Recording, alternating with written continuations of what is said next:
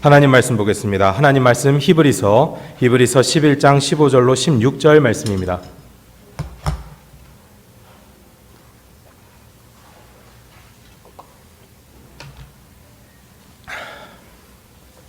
히브리서 11장 15절로 16절 말씀입니다.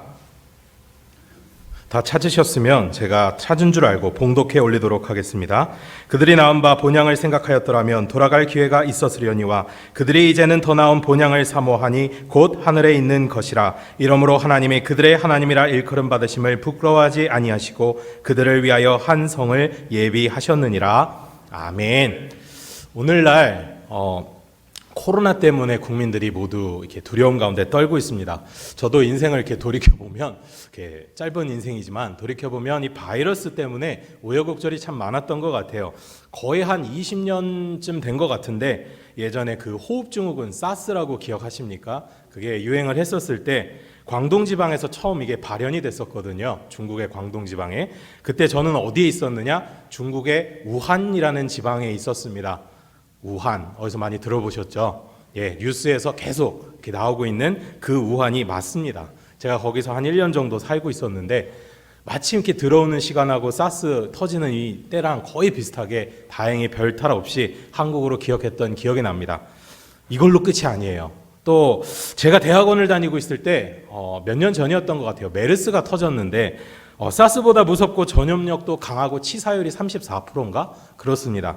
연일 뉴스에 나왔는데 나랑은 상관없겠지 하고 그냥 넘어갈 거라고 생각을 했는데 학교에 제가 그때 대학원을 다니고 있었는데 학교에 같이 공부를 하던 그 동기 한 분이 뭔가 이렇게 의심 환자가 되어가지고 이제 검진을 받게 된 거예요. 그래가지고 그분들하고 이제 저는 그분하고 이제 같은 건물에서 공부하고 같은 식당에서 밥을 먹었고 같은 매점에서 간식을 사 먹었지 않습니까? 그렇기 때문에 저 또한 자가격리를 했던 기억이 있어요. 그래서 주일날 사역자인데 주일날 이렇게 라면 먹으면서 혼자 예배드렸던 기억이 납니다. 다행히 그분 은성 판정 나왔고 저도 별탈 없이 무사히 넘어갔었습니다. 그리고 또 몇 년 지나서 오늘 뭐가 왔습니까? 코로나가 왔어요. 뭐 이렇게 계속 끊임없이 오는지 모르겠습니다. 삶의 우여곡절이 또다시 생기는 거죠. 그래서 저는 간절히 기도하고 있습니다. 그래도 이제는 목사인데 목사가 혹여라도 문제가 생기면 교회에 덕이 안 되고 이 세상 사람들의 덕이 안 되고 하나님의 이름을 먹칠하는 거니까 하나님 제발 지켜주시고 인도해 달라고 계속 기도하고 있습니다. 아마 나이 많으신 성도님들은 이러한 바이러스뿐만 아니라 인생 가운데 여러 가지 삶의 우여곡절들을 아마 기억하고 계실 겁니다. 우리 교육자실의 박모 전도사님은 틈이 나면 계속 얘기하세요. 여러분들이 6.25를 안 겪어봐서 그렇다고, 전쟁은 일어나면 안 된다고, 너무 끔찍한 거라고, 차라리 평생 멀건 죽을 먹고 살았으면 살았지 전쟁은 안 된다고 그렇게 얘기를 하시곤 합니다. 현재 우리를 괴롭히고 있는 이 코로나 바이러스 역시 참으로 힘겹고 어렵습니다. 참 인생의 우여곡절이라 할 만합니다. 그런데 우리가 언젠가 돌이켜보면 우리의 인생 가운데 반드시 하나의 우여곡절로 남게 될 겁니다. 이렇듯 우리 인생 가운데 살다가 보면 많은 우여곡절들이 온다라는 거예요. 다만 이 가운데 우리가 놓치지 말아야 될 것이 하나 있습니다. 바로 이러한 인생의 여러 가지 일들 속에서 우리는 무엇을 바라보고 살아가야 하는가 하는 것이죠. 우리 삶의 무게중심이 어디에 있는가? 아무리 평지풍파가 불어도 복잡단단한 우리의 삶이 이리저리 흔들려도 우리는 끝까지 믿음으로 바로 서야 될 줄로 믿습니다. 그것은 우리의 현재 살아가는 이 삶이 인생의 전부가 아니기 때문에 그래요. 우리는 언젠가 반드시 하나님 앞에 서게 될 겁니다. 그리고 그것을 생각하며 바라보며 믿고 나아가는 것이 무엇입니까? 진정한 믿음이고 소망이고 본향을 바라는 삶인 것입니다. 키에 이게 아시겠지만 곡식을 놓고 키질을 하면 어떻게 됩니까? 갈아지는 날아가요. 그리고 알곡은 다시 어떻게 되죠? 키에 떨어집니다.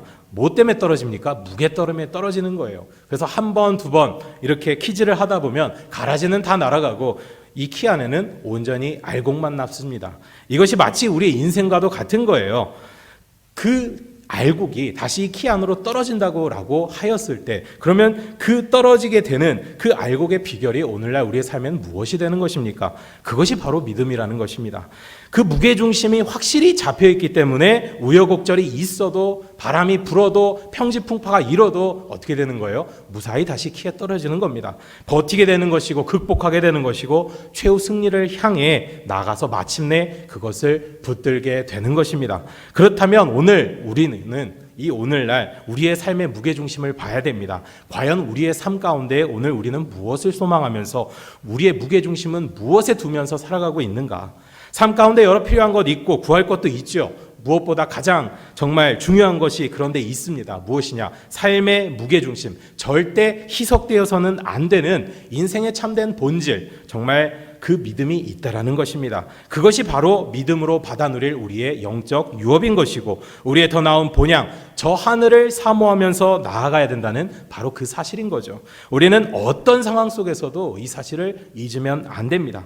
그러한 믿음을 가지고 살아갔던 사람이 한 사람이 있습니다. 바로 믿음의 조상이라고 불렸던 아브라함입니다. 히브리서 11장 8절에 보면 믿음으로 아브라함은 부르심을 받았을 때에 순종하여 장래의 유업으로 받을 땅에 나아갈새 갈 바를 알지 못하고 나아갔다라고 말하고 있습니다. 하나님께서 나타나셔서 하나님께서 복을 약속하시고 큰 민족을 이루고 땅을 주시겠다. 너는 복이 될지라 약속을 주시는 거예요. 당시 그의 나이 75세였습니다. 나이가 들면요. 사람이 도전하고 진취적이고 아무래도 그런 것보다는 불안정한 어떤 것보다는 눈에 보이는 안정적인 것을 추구하게 된다고 전문가들은 얘기하더라고요. 그런데 한번 생각해 보시기 바랍니다. 아브라함의 75년 인생 가운데 얼마나 우여곡절이 많았겠습니까? 이미 가지고 있는 것들도 많았어요. 그런데 갑자기 하나님께서 나타나셔서 요엘을 통하여 주셨던 말씀, 너희 나이 든 사람은 모두 꿈을 꾸리라. 그 말씀처럼 한 아들 하나 없는 이 아브라함에게 꿈을 허락해 주시고 복을 주시겠다고 그렇게 말씀하시면서 내가 지시할 그 땅으로 가라라고 말씀하시는 것이죠. 그 말씀에 아브라함이 순종하면서 나아간 겁니다. 무엇을 붙들고 나아간 겁니까? 믿음을 붙들고 바로 믿음으로 나아간 거죠. 땅을 먼저 보여주신 것도 아니고 태어날 어떤 이삭의 얼굴을 아기의 얼굴이라도 이렇게 보여주시면 좋을 텐데 그런 거 있는 것도 아니고 어떤 구체적인 방향성 민족의 미래의 모습 그런 거 하나 없이 그냥 나간 겁니다. 뭔가 쫙 보여주신 것이 아니라 그저 말씀에 의지하여 믿음으로 본토 친척 아비의 고향 갈대아 우르를 떠난 것이죠. 다른 인생의 우여곡절을 향해서 내가 기꺼이 저 하나님께서 주시는 저 본향을 위해서 그것을 감수하겠다 결단한 것입니다. 그것은 하나님께서 주신 그 땅과 큰 민족으로 이루시겠다는 축복, 너를 구별하여 너로 민족을 이루고 하나님의 백성을 삼아주겠다. 그 말씀을 소망하는 것이죠. 바라보는 것이죠. 그래서 인생 가운데 더 많은 우여곡절이 내게 다가온다 할지라도 믿음으로 붙들고 그것을 이겨내겠다 한 것입니다. 오늘 우리도 마찬가지입니다. 하나님께서는요 우리에게 약속을 주셨습니다. 우리는 멸망당해서 이 세상에서 버림받아야 되는 그런 존재들입니다. 그러나 하나님께서는 나를 믿는 자는 죽어도 살겠고 무릇 살아서 나를 믿는 자는 영원히 죽지 하리니 이를 내가 믿느냐. 예수님을 통해서 주신 그 십자가의 은혜로 우리를 멸망시키지 아니하시고 우리에게 더 나은 저 영원한 우리의 본향을 허락해 주셨습니다. 너를 구별하여 내 백성 내 자녀로 영생을 살아가도록 하겠다. 나와 함께 가자. 우리는 이 아브라함처럼 똑같은 그 약속을 받은 것입니다. 비록 모든 것이 밝히 보이지 않고 내 삶의 우여곡절들이 이해되지는 않지만 이미 내가 가진 것들이 어쩌면 세상 가운데 내 눈에 보기엔 더 안정적으로 보이고 더 괜찮아 보이지만 그 모든 것들보다 어떻게 해야 되는 것이죠?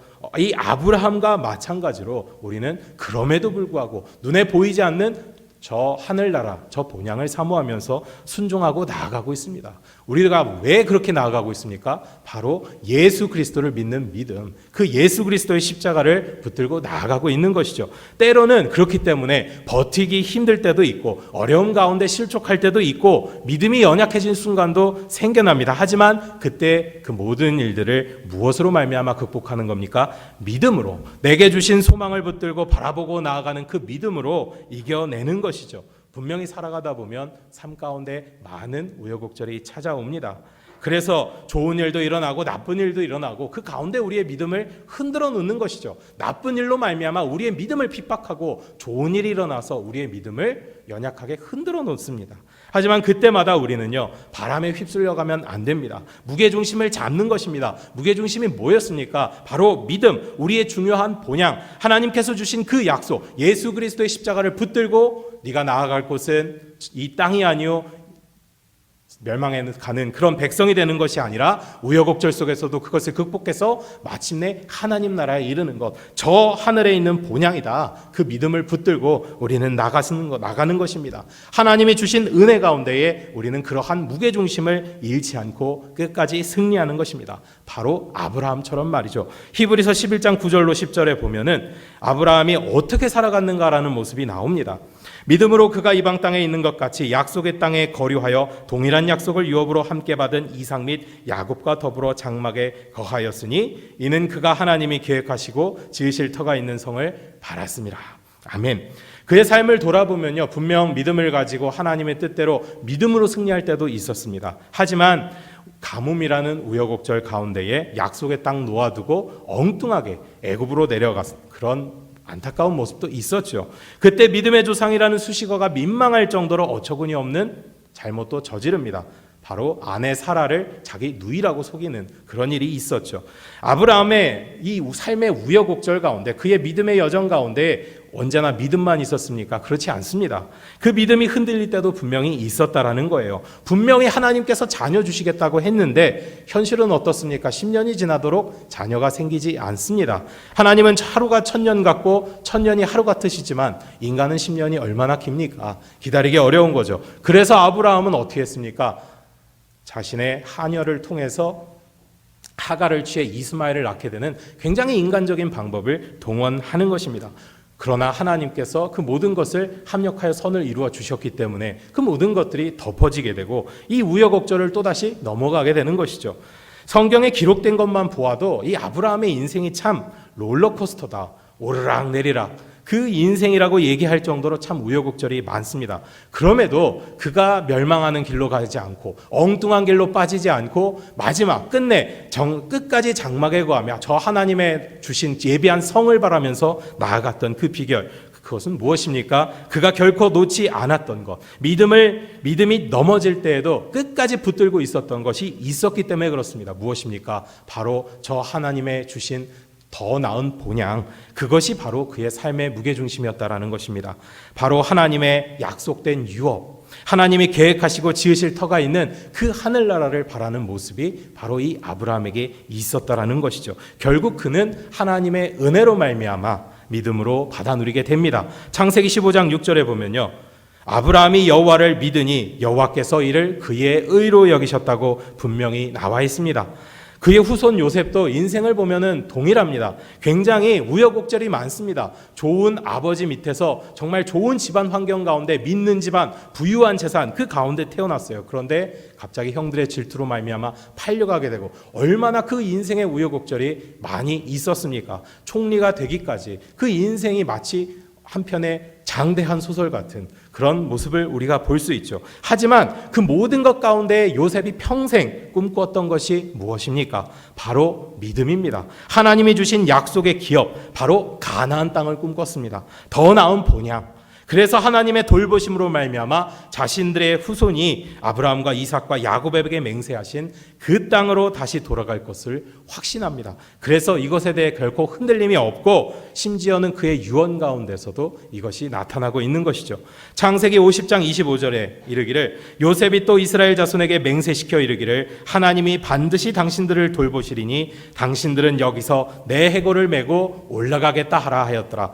요셉이요, 이집트인들이 모두 꿈꾸었던 것들을 다 누렸습니다. 애굽 총리로서의 부귀영화, 심지어 110세라는 당시에 가장 이상적인 나이, 그런 사후 세계에 대한 어떤 환상과 꿈, 그 모든 것 대신에 무엇을 붙든 것이고 무엇을 바라본 것입니까? 믿음으로 하나님께 주신 그 본향, 아브라함과 이삭과 야곱에게 맹세하신 그 땅을 더욱 믿음으로 바라보았다는 것이죠. 성경은 이러한 믿음에 대해서 결코 헛되지 않다라고 말씀하고 있습니다. 히브리서 11장 15절로 16절, 오늘 우리가 읽었던 이 말씀, 그들이 나온 바 본향을 생각하였더라면 분명히 돌아갈 기회가 있었는데도 그들이 이제는 더 나은 본향을 사모하니 곧 하늘에 있는 것이라. 이러므로 하나님이 그들의 하나님이라 일컬으심 받으심을 부끄러워하지 아니하시고 그들을 위하여 한 성을 예비하셨느니라. 아멘. 창조주 하나님께서 그들의 능력의 하나님이 되어주신 겁니다. 또한 무엇을 준비하셨다고 얘기합니까? 한 성, 곧 하나님의 나라를 예비했다고 성경은 말씀하고 있습니다. 바로 우리가 들어갈 저 하나님의 나라, 저 하늘나라를 말씀하고 있는 것이죠. 이것은요, 정말 어떤 믿음의 선진들, 성경 이야기만 나오는 그런 옛날 이야기가 아닙니다. 바로 오늘 우리에게도 똑같이 해당이 되는 약속인 것입니다. 하나님께서는 그를 위해서 역시 삶의 수많은 우여곡절들 속에서도 우리가 더 나은 본향, 하늘에 있는 하나님의 나라를 소망하며 믿음을 가지고 나아가도록 하셨습니다. 우리가 삶의 수많은 이야기 속에서도 그러므로 더 나은 본향을 사모하며 믿음으로 나아갈 때 하나님은 반드시 승리하게 하시는 겁니다. 우리가 정말 하늘나라, 나는 비록 이 땅 가운데 살고 인생 가운데 수많은 우여곡절들이 있지만 그럼에도 불구하고 나는 하늘에 속한 사람이다. 나는 더 하나님의 나라를 보면서 살아간다. 그러한 믿음이 있을 때 어떤 우여곡절 가운데서도 넘고 넘어서 마침내 하나님의 나라에 아브라함처럼, 요셉처럼, 이삭처럼, 믿음의 선진처럼 우리도 나아갈 수 있는 것입니다. 거룩한 주의 백성, 구별된 하나님의 나라의 자녀들로 말이죠. 무엇보다 하나님께서 그 과정 가운데에 우리에게 힘이 되어주시고 우리를 위하여 그 모든 것을 예배해 주시고 무엇보다 믿음을 더욱더 견고하게 하도록 응원하고 격려해 주시고 믿음을 부어주시는 줄로 믿습니다. 아브라함도 어느 한순간 믿음이 대단해가지고 저 천성에 들어간 믿음의 조상이 된 게 아니에요. 분명히 제가 아까 말씀드렸던 것처럼 인생의 우여곡절이 많다고 말씀을 드렸습니다. 그런데 하나님께서는 그 순간마다 그가 힘이 들고 어려움 가운데 무너질 순간마다 나타나셔서 언약을 상기시켜 주셨습니다. 창세기 12장 2절입니다. 내가 너로 큰 민족을 이루고 내게 복을 주어 내 이름을 창대하게 하리니 너는 복이 될지라. 이 말씀을 통해서 아브라함이 갈대아 우르를 떠나서 하나님의 말씀에 순종하여 떠나갑니다. 아브라함은 나아갑니다. 처음에는 비록 그 큰 민족이 자신에게 주어질 그 큰 민족이 영적인 하나님의 백성임을 알지는 못했습니다. 주시고자 하였던 그 지시한 땅, 그 땅으로 가라라고 얘기했던 그 땅이 가나안을 넘어 저 하나님의 나라인 줄을 이 아브라함은 처음에는 몰랐습니다. 그래서 가뭄 가운데 이 가나안을 떠나 애굽으로 내려가기도 하고 자신의 아내를 누이로 속이기도 하고 또 떠나왔던 롯과 헤어지면서 불안감을 느끼며 삶의 여러 가지 풍파 가운데 믿음이 연약해지는 것이죠. 무엇을 바라보고 나아가야 될지 또 무엇을 믿어야 할지 마음이 어려워질 때 정말 힘겹던 그 아브라함에게 다시 한번 하나님은 나타나시는 겁니다. 롯과 헤어져서 불안했을 그 아브라함에게 다시 한번 땅을 보이시며 약속을 주시는 겁니다. 창세기 13장 14절로 15절에 이르기를 롯이 아브라함을 떠난 후에 여호와께서 아브라함에게 이르시되 너는 눈을 들어 너 있는 곳에서 북쪽과 남쪽 그리고 동쪽과 서쪽을 바라보라. 보이는 땅을 내가 너와 네 자손에게 주리니 영원히 이르리라. 그때 약속하신 이 모든 것들이 다시 한번 믿어지게 되는 것이고 다시 한번 믿음이 일어나고 견고해지는 것이죠. 삶의 풍파 속에서도 무게중심을 가지고 다시 한번 하나님을 소망하며 저 더 나은 본향을 바라보게 되는 겁니다. 끝까지 승승장구하면 좋겠는데 사람이 그렇지 못합니다. 곧이어 여러 왕들이 롯을 쳐서 롯을 잡아갑니다. 그 전쟁의 사건이 일어납니다. 아브라함은 삶의 풍파 가운데 이 전쟁이라는 정말 치명적인 그런 두려움과 극도의 불안함을 느껴야 됐습니다. 그런데 하나님께서는 그때에도 이 아브라함을 그냥 내버려 두지 않으셨습니다. 이 아브라함에게 또다시 나타나셔서 복의 근원이 될 것을 약속하시고 수많은 별을 그에게 보이십니다. 창세기 15장 5절입니다. 그를 이끌고 밖으로 나가 이르시되 하늘 우러러 뭇별을 셀 수 있나 보라. 또 그에게 이르시되 내 자손이 이와 같으리라. 그리고 또다시 고기 사이에 횃불이 지나가는 그런 어떤 기적적인 증표로 언약을 다시 한번 확립하시는 것이죠. 아마 세파에 찌들었던 아브라함, 인생의 우여곡절 가운데 두려움과 정말 알 수 없는 미래 가운데 불안했을 이 아브라함에게 하나님께서는 별까지 보이신 겁니다. 그리고 엘리에셀이 아니라 너의 몸으로부터 태어날 자가 상속자가 될 것이다라는 말씀을 주셨죠. 아브라함은 그것을 감격하면서 믿었을 겁니다. 다시 새로워지는 것이죠. 믿음이 일어나는 것이죠. 힘이 생겨나는 것입니다. 그리고 더 나은 본향을 위해 나아가는 그 모습이 있지 않았겠습니까? 그러나 오랜 시간이 흘러가면서 이게 또 약해지는 겁니다. 그래서 사는 것이 마음 같지 않고 다시 한번 진짜 내가 그때 만났던 그 횃불, 그 하나님이 진짜였을까? 불안하고 있을 때에 하나님께서 다시 한번 나타나셔서 너는 내 앞에서 행하여 완전하라. 또 한 번 언약을 상기시켜 주시는 겁니다. 심지어 여러 민족의 아버지가 될 것이라고 축복하시며 이름까지 아브라함에서 아브라함으로 바꾸십니다. 그리고 하나님의 약속의 증표로 또다시 할례를 허락하여 주시죠. 꼭 안아주시는 겁니다. 그래서 우여곡절을 이겨낼 믿음을 더욱더 허락해 주시고 보이지 않는 저 하늘, 저 본향을 나아갈 수 있도록 붙들어 주시는 것입니다. 창세기 17장 9절에서 10절 말씀입니다. 하나님이 또 아브라함에게 이르시되 그런즉 너는 내 언약을 지키고 내 후손도 대대로 지키라. 너희 중 남자는 다 할례를 받으라. 이것이 나와 너희 후손 사이에 지킬 내 언약이니라. 그렇다면 개수를 세보니 4번, 하나님과의 이 4번의 만남으로 끝이 났겠느냐? 아닙니다. 이후에 보면 하나님께서는 창세기 18장에 또 아브라함 만나시고 그 앞에 또다시 나타나십니다. 그래서 연약해져 있던 이 아브라함을 또다시 일으키시고 언약을 상기시키고 구체적으로 내년에 네 아내 사라에게 아들이 있을 것이다 약속을 주시는 것이죠. 정말 연약한 육신으로 말미암아 마음은 원이로되 자꾸만 주신 약속, 저 본향은 희미해져가고 믿음이 약해질 때마다 하나님께서는 나타나셨습니다. 그리고 또다시 아브라함을 세우시고 언약을 확증해 주시고 증표를 세우시고 인도하여 이끌어 나가시는 것입니다. 아브라함은 이삭이 태어나기까지 또한 이삭이 태어나서도 여전히 하나님을 만나게 됩니다. 그리고 그 과정 속에서 마침내 아브라함이 깨닫는 것이죠. 아, 내가 받을 축복이 단순히 가나안 땅은 아니구나. 내가 이룰 민족이 단순히 이스라엘 민족이 아니라 하나님의 수많은 영적인 백성들이구나. 하나님은 그 모든 언약한 나를, 그 모든 것을 이 연약한 나를 통해서 이루시기를 원하시는구나.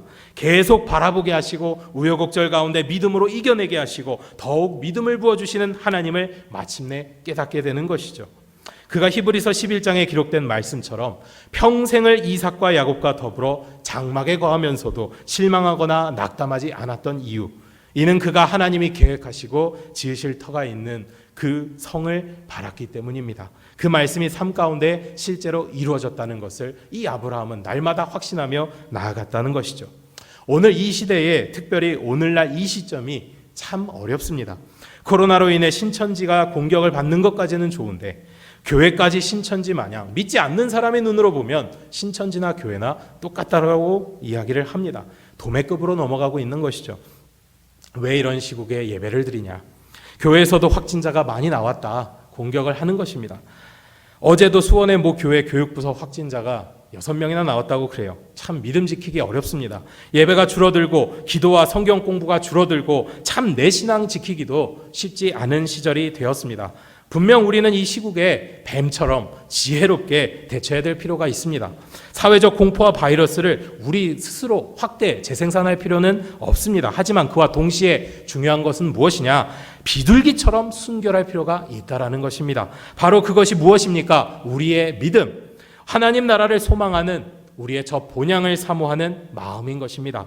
우리가 이 땅에서 이방인의 모습으로 살아가고 예수의 시대를 기대하면서 이 시대를 살아가고 있습니다. 분명 이 사회의 구성원으로 예수 그리스도의 향기를 나타내는 책임이 있는 우리는 최대한 성경의 말씀, 그 정신에 어긋나지 않도록 사회의 정의와 그 법을 준수하면서 살아가야 됩니다. 하지만 그와 동시에 더욱 중요하게 우리가 결코 잊지 말아야 될 것, 바로 우리의 믿음이라는 것이죠. 이런 어려운 상황일수록 결코 놓지 말아야 할 것, 바로 우리의 본향을 사모하고 참고 견디고 하나님을 더욱 경외하며 믿음으로 살아가는 것. 이 땅이 전부라고 여기는 것이 아니라 어렵고 힘들수록 믿음을 지키며 하늘을 기대하고 소망하며 사는 것, 더 나은 본향을 바라보는 것, 그것이 바로 아브라함이 또한 요셉이 꿈꾸었던 그들의 유업입니다.